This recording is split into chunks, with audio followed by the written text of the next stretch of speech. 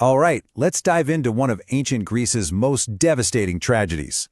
It's a timeless warning, really, about an emotion that doesn't even touch its target. Instead, it just consumes the person who feels it, destroying them from the inside out. So I want to kick things off with a question for you. What do you think is the single most self-destructive emotion a person can feel? Just think about that for a second, because the answer is right at the heart of the story we're about to tell. That emotion? It's envy. And we're not just talking about wanting what someone else has. No, this is deeper. It's a real resentment for the good things in other people's lives. It's a poison, really. And in the myth we're about to get into, you'll see just how lethal it can be. Okay, so our story starts in the powerful city of Thebes. It's ruled by King Amphion and his wife, Queen Niobe. And look, on the surface, Niobe's life was, well, it was pretty much perfect. I mean, she was beautiful, she was powerful, and get this, she was the proud mother of 14 children, 7 strong sons and 7 beautiful daughters. You can just imagine the palace, right? Full of laughter and music, but under all that perfection, something dark and envious was starting to bubble up. You see, the people of Thebes worshipped the goddess Leto. She was the mother of the divine twins, Apollo and Artemis. But Niobe, a mortal queen, just couldn't stand it. She'd look at her 14 amazing kids, and then at the goddesses too. And in her mind, it wasn't even a contest. She was obviously superior, right?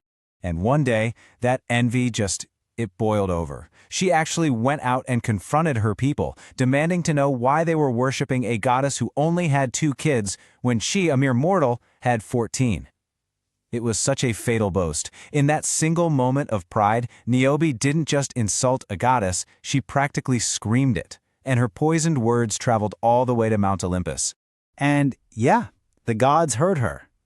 Leto's children, Apollo and Artemis, were furious, absolutely enraged by the insult to their mother.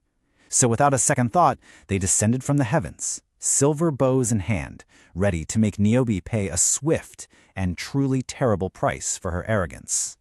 The payback was just as systematic as it was brutal.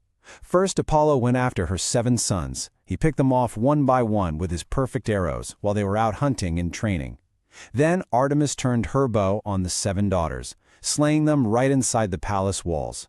The family Niobe was so proud of, it was just erased, right in front of her. And this is maybe the most horrific part of her punishment. She didn't just hear about it later. No, she was forced to watch every single death with her own eyes. Imagine that. She screamed, she begged, she held their dying bodies, but it was too late. Her envy had already sealed their fate. When that last child died in her arms, something inside Niobe just shattered.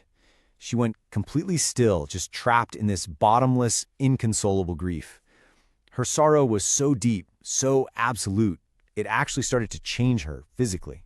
Her once proud body began to harden into stone. Her feet literally took root in the ground. Her arms petrified, and her face froze into this cold, permanent mask of agony. She was literally being frozen by her own grief, becoming a monument to her sorrow.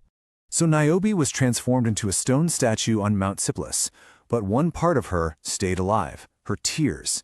They just kept flowing from those stone eyes, streaming down the rock, a queen doomed to weep for all eternity for what her envy had cost her. So, what's the point of this incredibly grim story? Well, it's not just about the tragedy itself, but about its powerful, timeless moral. And trust me, this lesson is just as relevant today as it was thousands of years ago in ancient Greece. Okay, so here's the first big takeaway. When Niobe felt all that envy towards Leto, you know what effect it had on the goddess? Absolutely none. 0. Her resentment, her anger, it didn't diminish Leto one bit. The target of our envy is often completely untouched by it. Because, and this is the key to the whole thing, the destructive power of envy is always turned inward. It doesn't hurt the person you resent, it completely annihilates the person who feels it. Niobe's envy destroyed her world, her family, and in the end, her. It really drives home this core truth, doesn't it? Envy is like a poison you mix for someone else, but you're the one who ends up drinking it. It just burns away inside you, corroding all your happiness, until, just like Niobe, there's nothing left but stone and endless tears.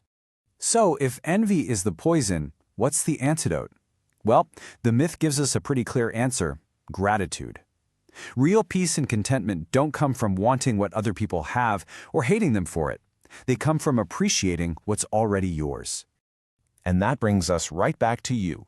The story of Niobe is a tragic warning, for sure, but it's also an invitation to look inward. Instead of always looking over at what other people have, what if we just took a moment to focus on what we have? So, I'll leave you with this question. What are you grateful for today?